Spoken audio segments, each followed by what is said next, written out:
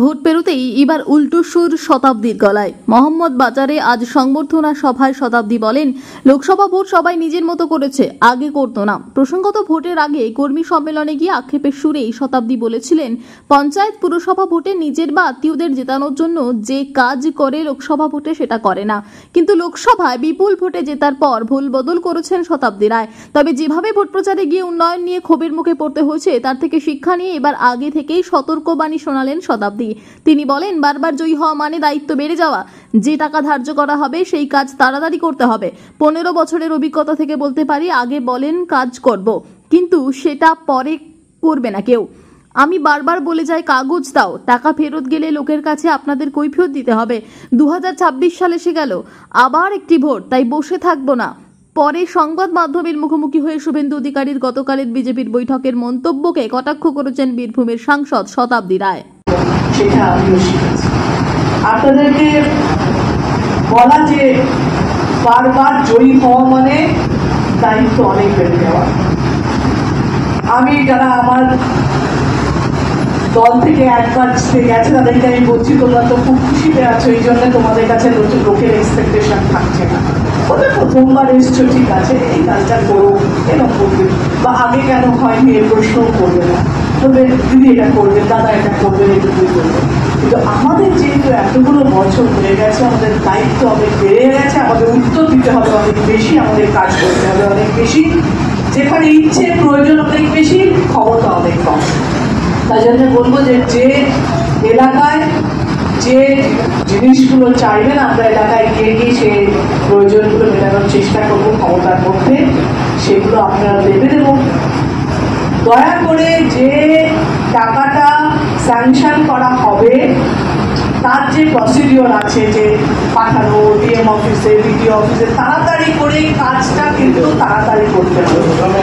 আমি এই 15 বছরের অভিজ্ঞতা থেকে বলতে পারি যে আপনারা টাকা নেওয়ার সময় বলেন যে হ্যাঁ আমি করবো, হ্যাঁ আমরা করবো দিদি, হ্যাঁ এটা করবো, এই ডাক নাম্বার দিয়ে দিলাম, কিংবা বলেন যে হ্যাঁ আমরা এটা মেনটেন করবো, পরে কিন্তু কেউ করেন না। সেটা কিন্তু হবে না, কারণ আপনি আমার রিপ্রেজেন্টেটিভ হিসেবে কাজ করছেন, আমি মমতা ব্যানার্জির রিপ্রেজেন্টেটিভ হিসেবে কাজ করছি। তাই আপনি যত কাজ এলাকায় করতে পারবেন তাতে আপনার সুনাম হবে, কারণ 5 বছর আপনাকে কৈফিয়ত দিতে হবে কী করলেন কী না করলেন। তাই আমার রিকোয়েস্ট যে টাকাগুলো দেওয়া হবে সেগুলো সঠিকভাবে তাড়াতাড়ি খরচা করুন। কারণ অনেকের সঙ্গে দেখা হয়, বলেন দিদি আমার এখানে একটা এই কাজটা করতে হবে, জল হোক লাইট হোক যাই। তারপর যখন বলি ঠিক আছে আপনি অফিসে সোমবার দিন এসে ডাক নাম্বারটা আমরা কাগজগুলো দেবেন, সেই সোমবার আর আপনাদের আসে না। একদম জিতে যে থ্যাংক ইউ দিলাম, আর কিছু না। ওদের জন্যই জিত, কর্মীদের জন্যই সম্ভব হয়েছে, এবং কর্মীদের অক্লান্ত পরিশ্রমে দল বারবার জিতছে, তো ওদেরই সে ধন্যবাদ প্রাপ্য।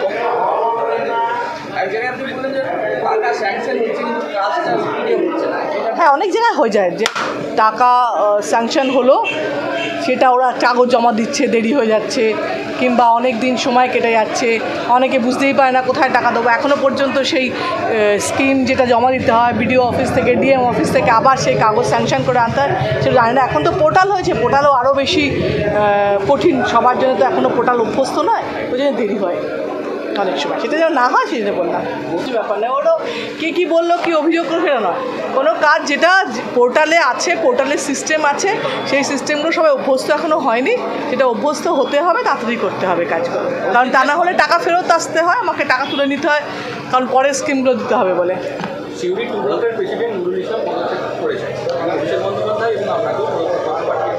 পদত্যাগ করেনি, বলেছে ইচ্ছে প্রকাশ করেছে, বলেছে যে আমার পরে অন্য কাউকে, নেক্সট জেনারেশন কাউকে সুযোগ দেওয়া উচিত, আর আমাকে দল অন্য কোনো কাজে মানে সুযোগ দিক, আমি সেটা খুশি খুশি করতে চাই। ব্লক প্রেসিডেন্টকে অন্য কাউকে দেওয়ার জন্য রিকোয়েস্ট করেছে। এটা ওদের দলের, ওদের নেতৃস্থানীয় নেতার নেতা বলে, ও তাদের কর্মী হিসেবে সেটাকে এগ্রি না করে, তো বিজেপির যারা সমর্থক তাদেরকে বুঝতে হবে, পশ্চিমবঙ্গের মানুষকে বুঝতে হবে, ভারতবর্ষের মানুষকে বুঝতে হবে যে একটা আলাদা করে স্পেসিফিক রাজ্যে সবকে সাথ সবকা বিকাশ হবে না, ভারতবর্ষে হবে কি না, একটা অঞ্চলে হবে না, কি একটা বাড়িতে হবে না, এটা ওদের। বীরভূম থেকে নিজস্ব প্রতিনিধির রিপোর্ট, টিভি নিউজ 10। সুলভে সঠিক চিকিৎসার একমাত্র প্রতিষ্ঠান বিবেকানন্দ হসপিটাল। 24 ঘন্টা emergency service, blood bank, trauma care. আপনাদের সেবায় আমরা তৎপর। গুণমান ও পরিষেবায় দুর্গাপুর বিধাননগরের ডক্টর জাকির হোসেন এভিনিউর বিবেকানন্দ হসপিটাল শিল্পাঞ্চলের মানুষের মন জয় করেছে।